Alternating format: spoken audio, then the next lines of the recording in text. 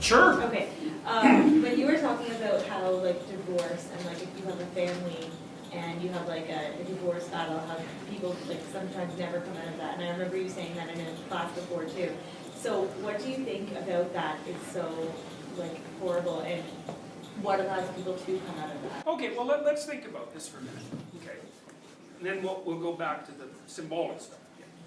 How many chances do you think you'll have in your life for like a serious, high-quality, intimate relationship?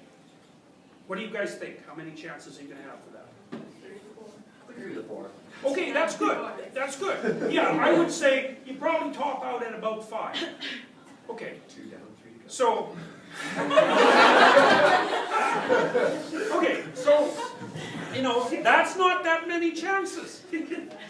Plus, you get old quick. You know, by the time you're 45, you're not going to have a family. And well, you can do that sometimes if you're male. If you're female, maybe, but it gets pretty rough. And you're looking probably at that point at a fair bit of in vitro and that sort of interaction. It's tough, it's hard on people. So, you know, not only do you not have that many chances, you don't have that much time. So you got to get it right. So if you get it wrong, it costs you. Like maybe it'll cost you 5 years. 5 years is a long time. So, and 3 5-year costs is like, you've lost things there that you can't replace. Okay, so that's one part of it is, you don't have that many chances, and it's costly to burn up the time. Okay, the second thing is,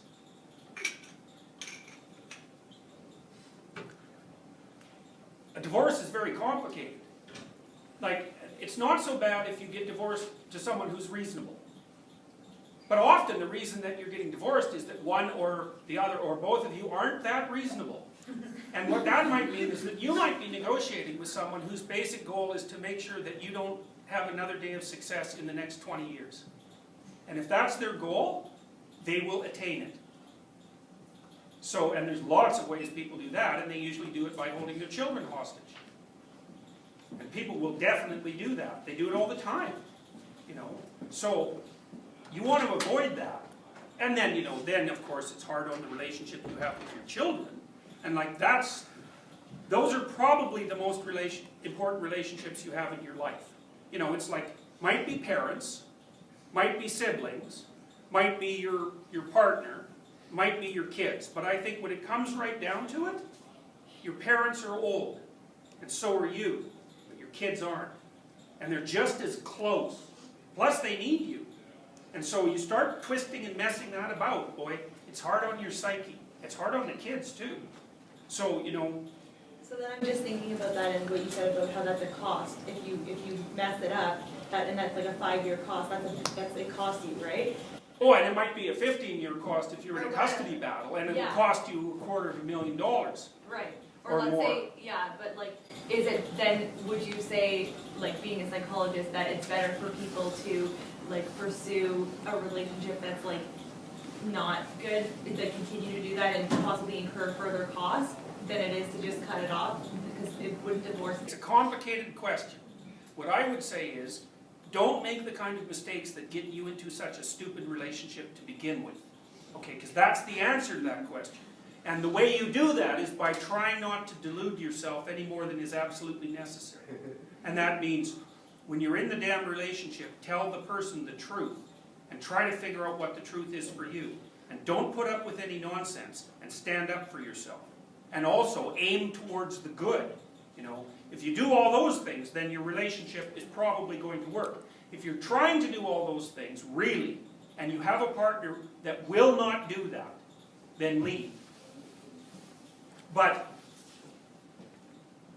it's a rare person who won't do that if they're stepped along the way properly and they learn how to do it. Now, not everyone's like that, because you do run into some people who are basically devoted towards mayhem and trouble.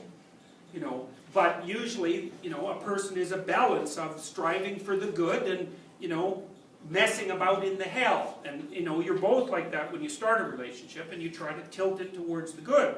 And then you won't run into that problem. So, but you have to do that right from the beginning of the relationship, you know. Because it doesn't take that much to corrupt a relationship so that it's not really salvageable. Enough mistakes, 3 or 4 acts of infidelity, you're done. you aren't going to come back from that, because the fundamental element of trust has been removed. And then you can't communicate with the person because you don't know if they're telling you the truth, and then you don't know if you're dealing with reality. And if you're not dealing with reality with your partner, it's like, good luck fixing that. It's like you're working on a ghost car while the real one is sitting in the shop with the motor out, you know. It's not going to get you anywhere. So a lot of the issue is don't get in the trouble to begin with.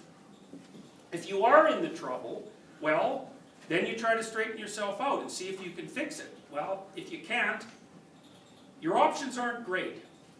And it depends on the particularities of the situation. Now, I have people that I counsel, it's like, leave that person. And the rule is, they're lying to you, they aren't aiming up, and you won't be able to tolerate being with them for 10 years without becoming resentful, alcoholic, and homicidal. So that's a bad outcome. There's nothing you can do to avoid it, so you might as well leave. But you know, you have to have that sorted out. It has to be the truth, because it's no fun. It's no good to leave someone who's struggling in the lurch. You know, when you think, well, I'm with this person, they're not going anywhere. You know, maybe they have an alcohol problem, and they're resentful. It's like, but I'm all they've got. Well, they bloody well better want to fix that, because you're not going to be able to fix it. All that'll happen is you'll end up in the same place. Now, if they really want to fix it, more than anything, and they're willing to tell the truth about it, and willing to interact with you, then there's a ghost of a chance you might pull through it. But it's very hard to fix someone, and it's really hard to fix someone who does not want to be fixed. And there's lots of people like that. So